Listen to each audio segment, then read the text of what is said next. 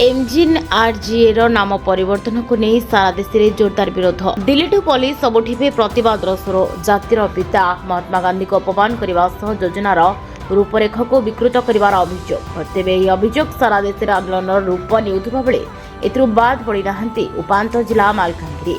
आज मालकानगिरी जिले में राज्य कांग्रेस पीसीसी ऑब्जर्वर मुन्ना त्रिपाठी और मालकानगिरी जिला कांग्रेस सभापति जी श्रीनिवास राव नेतृत्व में जिला कांग्रेस भवन में एक सांबादिक सम्मेलन अनुष्ठित हो जाइए।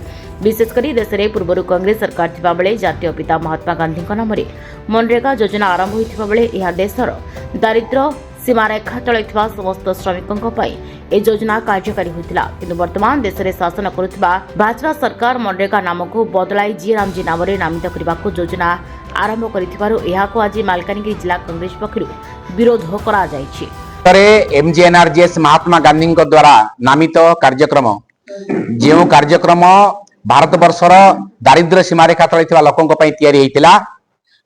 सरकार नाम बदल जी रामजी भावे तैयारी करिसेंती जहाँकि एक निंदनीय कथा। जो महात्मा गांधी समग्र विश्व आज तांकर जन्म दिवस को विश्व अहिंसा दिवस पालन करुची से महापुरुषों नाम काटिबा एक निंदनीयता को जातीय कांग्रेस निंदा करे। सेतिक नुहे ग्रामांचल 60-40% माध्यम जो कार्यक्रम रखिचंती ताहा हेउची सरकारंकर एक निंदनीय कार्यक्रम। तेणु आज गाँ गली कथा पहुंचेबा अखिल भारतीय कांग्रेस कमिटी प्रदेश कांग्रेस कमिटी सारा राज्य में कार्यक्रम त्वरान्वित करने डाकरा देइचंती।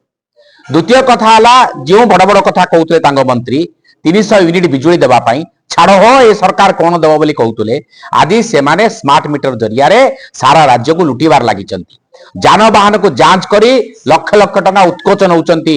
एवं सबुठारु दुखर कथा जे धान मंडी रे चाषी सहित मिल बालर कौन संपर्क नथिबा बेले आज धान उठे पारुना सरकार एवं बड़ बड़ व्यापारी सहित सला सुतरा होची ताकू निंदा करा जायछि। प्रदेश कांग्रेस कमिटी सभापति सम्मान्य भक्तचरण दास संपूर्ण राज्य रे आज समस्त बड़ बड़ माने संगठनिक व्यक्ति मान को एक पर्यालोचना रखिचंती सांबादिक मानक आकरे।